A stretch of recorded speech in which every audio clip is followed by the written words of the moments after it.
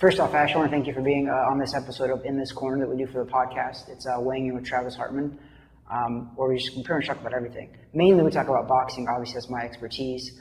But today, I want to talk to you about a lot of stuff. First off, I don't usually feel the need to defend my political party to a lot of people, but I know that you were kind of getting a little bit of flack on your side from people because I supported Trump. And I kind of just wanted to clear that up just a little bit, why I support Trump. But it's not necessarily that I support Trump. You know, I support the Republican Party because I'm a conservative. I supported a lot of his policies, not necessarily him as a man, because I do think that he's very divisive the way he talks. But like I was telling you, I think he's actually done a lot for the black community in his last 4 years. And the reason why I say that is because stats that unemployment for blacks was the lowest it's ever been. Trump is one of the first presidents to have prison reform, which affected majority of the black community. He also renewed black colleges who were being funded by the government. They used to only get funded every year. Trump extended it for 10 years. He said, you guys shouldn't have to come back to us every year to get this. No other president did that. He did that. He said, you guys get it for 10 years and then you can revisit that, but we will fund all black colleges from the government. And Trump did that. So I know that he says a lot of things that are just ridiculous, but he doesn't speak for me as a man. As you know, I'm not racist. Never been in my life. And I don't think it's fair when people label me that because I supported that administration. So like I said, I don't really want to get into politics too much because I know me and you, we don't talk politics. We never have. The most we've talked about it was this simple conversation pretty much. So, and I like to keep it that way because you can believe whatever you want to believe. I'll believe what I believe, but I know that your heart's good and my heart's good. And that's kind of where we're at. But again, I wanted to clear this up so your head is free for your fight because you are fighting January 2nd. And that's kind of why we're here. So I hope that I cleared up a little bit of why I supported Trump and why I supported those policies, because I don't think in the last 4 years his policies were racist. Whatever he did before that, maybe he did do some racist stuff. I don't know. I don't know the man's heart at all. I just know that his policies in the last 4 years, I don't think they were racist. And that's why I did support a lot of the policies that the Republican party's passed in this last 4 years. So that's kind of where I'm at with that. And hopefully you can understand that. You know that where I'm coming from with all of that. So I don't want to put you on the spot. Like I said, you don't like politics, right? You never really like to talk about it. But I know that you came to me and you was like, Travis, you know, can you kind of clear it up a little bit and tell people why you do this? And I guess that's my clearest point that I can get with being really short about all of this, because this is a boxing podcast. I don't want to talk about politics, because politics do suck. We both agree with that. They really do suck. So now let's fast forward. You're fighting January 2nd in Dallas, Texas, on easily one of your biggest fights to date, right? How do you feel? Nervous. I'm nervous. I'm not gonna lie to you. If you ain't nervous, I feel like if I'm not nervous, I won't do good. Like, I'm nervous. Yeah, I'm nervous. But being down here with a clear head, training, like, I think I'm gonna do good. Like, I really have that confidence back that I will do good.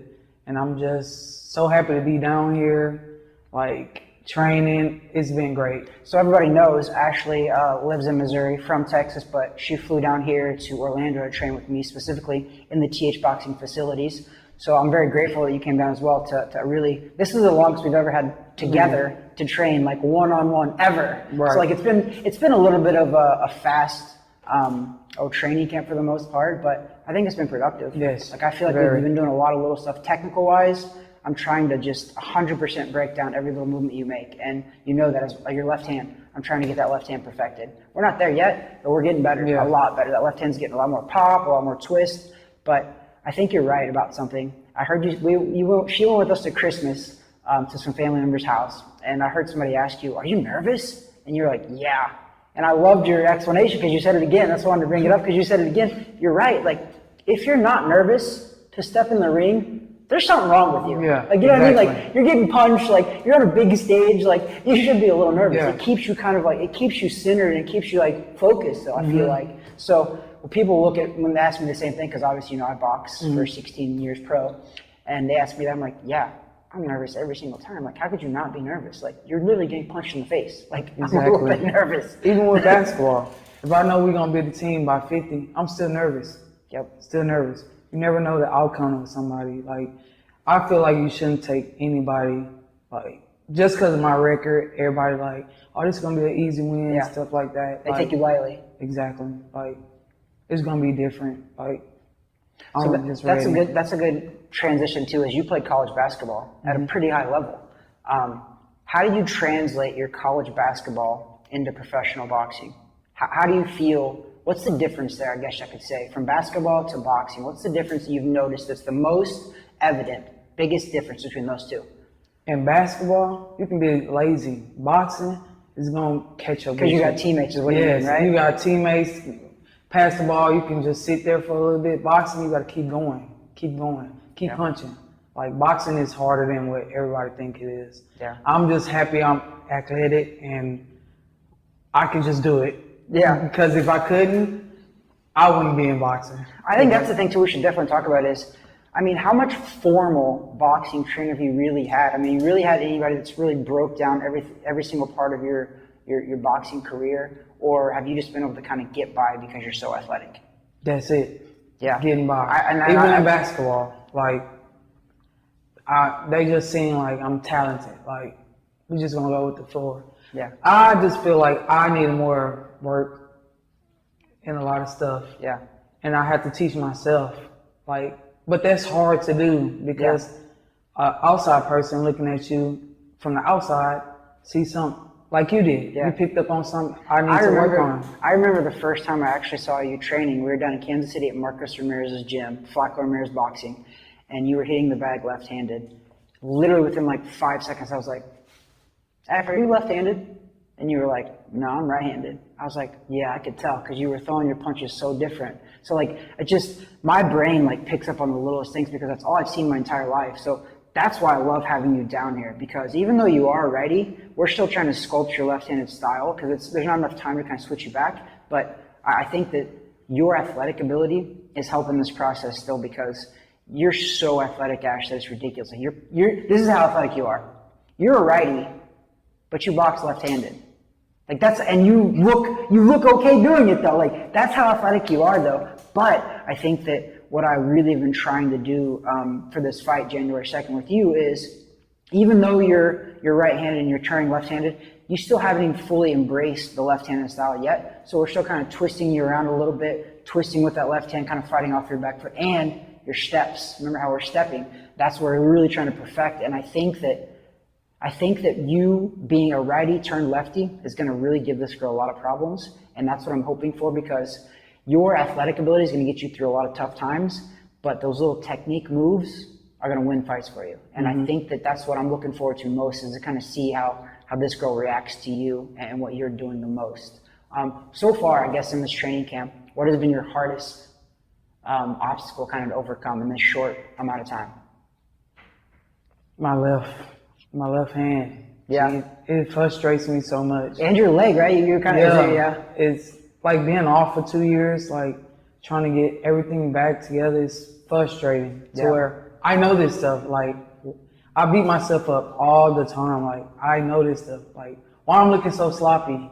But when I take my time and just relax and just go with the flow, I'm fine. Yeah. But when I'm hard on myself, I mess up more. And you do. I remember when we were training in here, I've been trying to tell you, because I try to do basketball quotes and inspirational stuff, but I try to relate it to each person. And I remember you were hitting the hoop, or hitting the bag, and I was like, listen, what's the famous Jordan quote? You miss every shot you don't take. And you're hitting this double in bag and you were missing it and you were just getting in your head. And I was like, who cares? Keep throwing punches. Like, keep going, keep going. If you don't throw them, you can't land them. Right. So eventually you're going to miss some, but if you throw 3 or 4 and you land 1 or 2, that's better than none.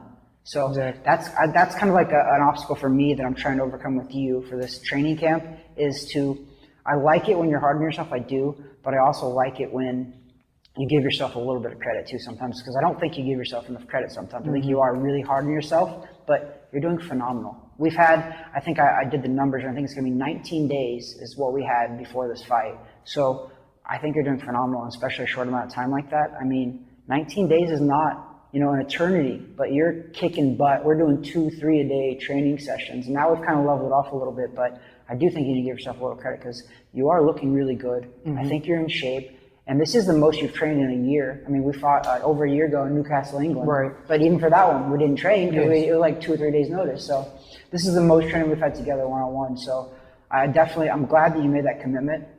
And I think what people need to know too is that you came down here, you missed Christmas with your family, you're going to miss New Year's with your family. We're literally going to be in the bubble in Texas for New Year's. So, I think that you should give yourself a lot of credit for that. You made that sacrifice to do that. You're disciplined right now because you're eating correctly. You're exercising every single day now. So I like where this training camp is going. I think the world better watch out though, because Franchon Crews, she's got a different Ashleigh Curry than she probably thinks, than she's watching all those videos on. And actually, if you could mimic or mimic your boxing style, or want to be like what other boxer out there, who would it be? Who's your favorite male boxer? Do you have one? Pacquiao. You like Pacquiao. He's a lefty though, so that kind of works a little bit. You like Pacquiao. What about female boxer? Do you have a female boxer that you really like?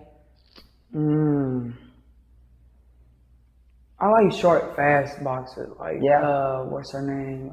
You're not Taylor short? girl. You're not short. I'm not short. Katie Taylor from England. I like her.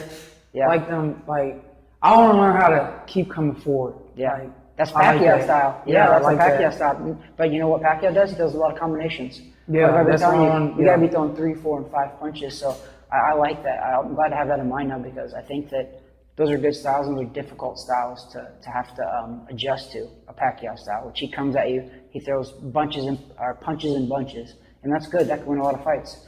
I guess the short amount of time. How long have we been working together? Maybe 2 or 3 years, probably, boxing wise. How far along do you think, just from when we started, I know my answer, but how far along in the last 2 to 3 years do you think women's boxing has come along in that short amount of time? And what I mean by that is, personally, I know what the purses were when we first started working together and what they are now. Like, have you seen a difference in the sport growing, or what do you think? I do. I really do. Because women was getting like $500, I think. Yeah. Like $500 a show now. You got a Katie Taylor. They're making She just some hit money $1 million. She got a $1 million contract, didn't she? She might have been match. I think she's #1 pound for pound in the world now. Yeah, so, and Shields. Yep, she's getting paid. Like, I'm proud of them. Like, they're paving the way for a lot of women boxing. Like, and I'm really proud of that. Like, everybody asks me, why you didn't go to the WNBA? To be honest with you, if I would have rather go overseas than the WNBA, because I feel like overseas pays you more than the WNBA does. Yeah. Like, I just wish it would have been like more, like all the stuff Kobe was doing for the women's basketball. I wish it was more like men like that, like supporting women, like women support the men's basketball. I just wish it was just different. You think it's different overseas for sure than it is here? Yeah. Yeah. They really they really love like American women. I feel like even with boxing, I feel like that more. You don't ever really see a lot of U.S. people get behind U.S. fighters. Like Floyd Mayweather, easily one of the greatest of his era, in the last 20 years or so. But I don't feel like Americans really like him that much. Yeah. But then you see like guys like Ricky Hatton, who's from England. He fought Pacquiao. Got knocked out by Pacquiao, but he had probably almost more fans over here than any of Mayweather's fans, even when he fought Mayweather. So it's kind of crazy how that is. Like, I feel like overseas in Mexico, Canelo Alvarez, the Mexicans love this guy. He's good, obviously, but they love him too. I feel like Americans don't really get behind their fighters like that. Yeah. I don't know what that is. I don't know if it's not just basketball. I think it's all sports, and I'm not sure why that is with Americans and the fan base. They watch, though. That's the thing. They might not have been a big fan of Mayweather, but they paid to see him still. But most of them paid to see him lose, which I remember Muhammad Ali used to say that too. He was just like, you're going to come and see me, whether you're going to come see me win or come see me lose, you're still buying a ticket. Right. And they're correct. But I would like to see American fans get behind their fans a lot more. But I will say this for yourself, though. When we fight locally, I promoted a show back home, and I think locally the fans do get behind you. I think you have a lot of fans that come out and support you, like, big time. Do you like fighting at home? Do you like fighting on the road? Where's your favorite place to really fight? So far in your short, you've had a little over 20 pro fights. I wish, like, say if we had a fight in like Oklahoma, I can rent a bus and bring fans down. Like, I'm telling you, it's a difference. Like, when you got people behind you yelling and stuff, your adrenaline, like, it's different. Yeah. Like, I'm glad they letting people, like, in Dallas to come watch people fight, because I think if it was just me, you, and her corner, like, it would be like, all we'll be hearing is the corners yelling. Like, I think the fan base is, like, It helps me a lot. Yeah. I like it. I mean, I agree with you. I think that I was just talking about on the podcast. I was just like, I was watching it on TV, one of the boxing matches, and there was no fans. I could hear the fighters breathing in the ring. Like that. I'm just like, that's just so weird. Like, Yeah. I need to hear fans, even if I'm not fighting. I need to hear fans to make everything kind of just seem normal. So I guess that's another topic we can talk about, you know, with this pandemic going on. How does it feel, I guess, to finally be able to fight in front of fans? Because there's going to be fans in Dallas, Texas. They're allowing a small amount. And then also, you're on a big stage. I mean, this is Dazn. This is Golden Boy Promotions, Oscar De La Hoya. This is Matchroom Boxing, which owns Dazn. Two of the biggest promoters in the world, not the U.S., in the world, and you're getting to fight on this, Ash. Like, how special of a feeling is that? Not a lot of people get these opportunities, and the fact that you're getting to do this, like, how does that make you feel? Do you, I guess, realize the magnitude, how big this really is, and how great of an opportunity it is? I didn't know how big it was till I sat down and looked at it with you, and I was like, dang, this is big. So to me, I'm just happy I got the opportunity to fight in front of a lot of people and fight on the card of a great fighter. Like, watching his preview, like, I don't know what touched me about what he was saying. He was like, when I get in the ring, he just get this rush. Ryan Garcia, you're talking about, right? Yeah. I was The main like, event. man, I feel the same way. I just gotta let it out. He was like, he feel his rush and he just attacked. Like, I'm trying to get there. I got it, but I just don't release it. Yeah. Like, when I heard him say that, I was like, man, that's crazy. You felt it. Yeah, I felt it. Like, I need to let it out like him. I guess that's interesting with you and guys like me too. We're just so outside of the ring. We're just like so quiet and reserved. Like, you were the most quiet and reserved person ever too. Like, you're very reserved and just low key. You're outgoing, but at the same time you're pretty calm. You would never think that you're a fighter. Mm-hmm. And to see that switch get flipped as soon as that bell rings, you step in the ring, it's kind of a cool thing, I think, especially to see you just flip that switch. Even when we're just sparring, it's just kind of a cool thing to see you to go into attack mode or go into that focus mode. It's really cool. That's what I think is special about boxing too, is like you said, it's not a team sport, so you can't ever rely on anybody else. So all of the responsibility kind of falls on you as a fighter. I know you have a team, you have coaches and all that stuff, but at the end of the day, when I was fighting, I always felt like if I lost, I blamed myself. Like, I didn't blame anybody else. Right. When I played basketball, because I love to play basketball, that's kind of something we have in common too, is basketball. When I played basketball, we would win or lose, and I'd look at these teammates and be like, man, you guys are lazy. Like, you guys didn't do nothing. Right. Like, this is 5 men out here. Like, we have to work together. But that's where boxing is kind of cool like that. You rely on yourself. You have yourself to rely on. You have yourself to kind of go out there and it's like mano y mano. And I think that that's a special thing. And for you to be a woman and competing at that level, I think that's a really special thing too. That's why I think you should give yourself a lot more credit than you do, because I would never thought I would really be boxing, to be honest with you. Yeah. I got a lot of built up anger, but I never was a street fighter. I like the most chill person. Like, if I got into it with somebody on the streets, why they want to fight me so bad is because I laugh. Like, why do you want to fight me? Because I'm goofy? Like, I'm laughing at them, but they really want to fight me. Like, I never fight them. Like, I used to get bullied in school. You wouldn't even believe it. I used to get bullied, like really bullied, like for my jewelry, because my mom used to have me dressed nice with new Jordans. They used to take all my stuff. I go home barefooted, nothing. See, I didn't know that. Do you think you kind of use that rage sometimes in your boxing? You turn into something positive instead of being, negative about it. This is why it be hurting my feelings when I see little kids getting bullied. And then, not even that, it's a difference now. Like, kids are getting bullied and they killing themselves, like, committing suicide. Like, that stuff is so, like, that's crazy to me. Like, 13-year-olds, they shouldn't have to go through stuff like that.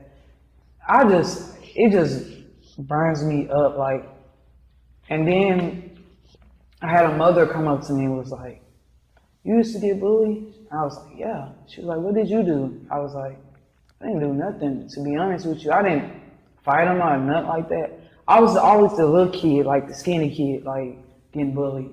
But I tell them, like, boxing really, like, took a lot of anger out of me. Like, I can just hit a bag.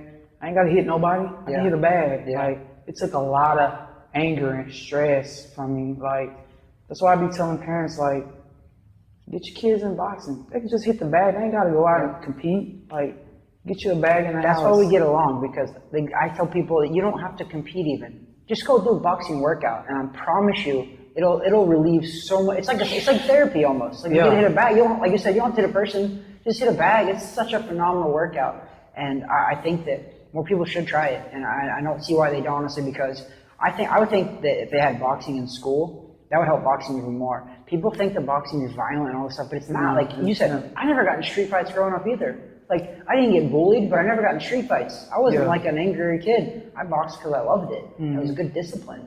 And I think that we're going away from that kind of in society a little bit too, where they think boxing is so violent, but I hope people like me and you can be an advocate for boxing, because it's a phenomenal workout. It is. Even though you're competing right now, and I think that you'll fight for a world title one day, I think that you do have a future in training and even having a gym. Even if the kids don't compete, I can see you training people in a gym and providing kind of like that outlet for kids that you never had. So, I mean, I think that's something that you should think about like later on for sure, because I can see you doing that. And I hope that if you're in Florida, if you ever move down to Florida, I would definitely have you in my gym, because I think you could help a lot of kids actually. Like I really do. Because this generation is different, man. Like suicide is high now. Like with kids, like that stuff is just sad. I don't think no kids should be getting bullied, especially at a young age like that, because of what they wear, their hair and stuff like that. I just wish I can change it. Like, hey, come with me. I'm gonna teach you how to hit a bag. Relieve some of that stress, stuff like that. And now I know that you might not want to talk about it in depth at all, but I know that over this pandemic, a lot of people have struggled because we've been stuck inside. They've been able to do a lot of stuff. I mean, I think boxing has helped a lot of people because it gave them an outlet. And I think for you, could this fight have came at a better time, honestly, for you to kind of... I'm telling you, if it would, I don't know what I'll be doing right now, seriously, but I ain't never went through depression, never in my life. Yeah. I'm a fun person. Like, I laugh, I'm outgoing. Yeah. But I couldn't be outgoing because I couldn't go outside. That's tough. But depression, I'm gonna tell everybody, that stuff is real, like real. Like, I wouldn't wish it on nobody. Yeah. Like, I ain't never, like, I got OCD bad to where my room got to stay clean. Everything, my shoes, in order. Everything was everywhere. Like, I didn't want to do nothing. Yeah. I gained so much weight, like, but when I got this call about this fight, I was like, I gotta go. I gotta get out of here. Like, I feel so much better. My mind is clear. Everything. I just, you guys don't understand. Like, depression is so real, man. I would never want to go through that ever again. Yeah. Like, ever. I think it's tough for sure. I mean, I think anybody watching this, I think everybody has probably had little bouts of it, and they haven't talked about it though. So I think the fact that you're talking about it, you're opening up about it, and you're a professional athlete. So I hope people can see that professional athletes go through similar stuff as everybody else. So. And everybody already know I'm private. Like, you wouldn't know nothing is wrong with me because I don't talk about stuff. But this depression stuff, I wouldn't wish that on nobody. Like, I understand now. Like, when people say they're going through depression, I think everybody should reach out to somebody that's going through that stuff. Like, that stuff is real, man. Like, that's real. And I'm so happy, like, I can get the boxing in, clear mind. I got a clear mind now. Like, I'm so in a good space right now. Good. I like to hear that of your trainer right now too. I love to hear that you're clear-headed and I've noticed it anyway, because you've been here. You've been nothing but dedicated. I mean, like I said, you were running twice a day there for a minute. Yeah, you didn't even have to ask me to get up. Yeah. I'm already out the door. I mean, we had some 5 a.m., 6 a.m. runs, and you were like, I'm in. Let's do it. So like that dedication has been really awesome. I guess to kind of round it up a little bit, what would be? Let's see. I got a good question, a fun question though, to get away from the depression. Although it was a good talk, we need to get that stuff out there because I think it is healthy. I think now that you figured it out, that it is healthy to talk about it, like to get it out there. Because the more you kept it in, the more you secluded yourself, it probably was worse. But now that it's open, you're out here, you're doing something. It's good. I hope that you can help other people through all that as well. But on a positive note, let's say you win this fight, January 2nd. What's the first? Not even this fight. Let's say you win this fight, which should set us up for a world title, something like that. What would be one of the first things that you'd probably buy? No lie. A pair of shoes. I love it. A pair of shoes. Do you have a specific one? I know you love Jordans. You love all good shoes. Yeah, but, do you have a specific one that you probably have your eye on, or is it just you probably buy a ton? This is about to be the most, like, you ain't never, ever heard me say this. I'm getting me a pair of Asics. Like, I'm getting me running shoes. Yeah. I really need a pair of Asics. Yeah. And I'm getting the most expensive one. I like it. Yeah, I'm dead serious. I think that's where like me and you both get along too, because we like shoes. I do. I love Nikes. I love Asics. I love good shoes. Jordans. I just love a nice shoe, and I have a lot of shoes. I have more shoes than probably a lot of girls do. Right. But I love the shoes. I love basketball shoes. I love running shoes. I love all that stuff. And I think me and you kind of connect on that level too, because we're constantly Snapchatting each other. Like, look at these shoes I just got. Yeah. Those one pair that I had were pretty tight, a little expensive, but they're pretty nice. But I like those. Those are like Boston Celtics looking. Yeah, these Jordan 1s. Yeah. These are classics. I'm not selling these. I sell a lot of shoes, but I'm not selling these. And I don't even like ones, but I got 3 pair now. But Yeah. I'm about to get off Jordans and go back to Adidas. I love Adidas. But Nike been good to me. But I do have a question. I need to find Pacquiao's. Can anybody help me? Yeah. Because they stopped making them. Nike stopped making them. So I get what you're saying. Like Nike, he's not sponsored by Nike anymore. So they just stopped making them. So that's a good one to find. Anybody's listening to this, Ashley wants to get some Pacquiao's. Hook the girl up. Okay, Ashley. Last question. Prediction for January 2nd. What's your prediction for the fight? I gotta win. Like, that would make me feel so good about myself. I have to win. Yeah. If I get this win, I'm gonna reverse. And everybody I lost to by 1 point, 2 points, I'm gonna come back and rematch you guys again. Because I think I can do better. I was just starting out, and I feel like you guys owe me that to fight me again. That's what I want to do. I like it. And Ashley, And every girl I fought, all respect. I love all y'all. Y'all all awesome. But I want to fight y'all guys again. I got to. I think that's positive. I mean, you fought everybody in their hometowns, lost. You got draws, lost split decisions. All these girls, like, your record is the way it is because you fought these girls in their hometowns. You lost split decisions, or you got draws, or you lost a decision, but it was always on point. So I think that if you win this fight, I like it. Give her a shot, guys. Give her that rematch. But anyway, Ashley, thanks for the sit down. Thanks. It's been awesome. It's been real, but I'm with you. January 2nd, let's do this. Yeah, for sure. We out.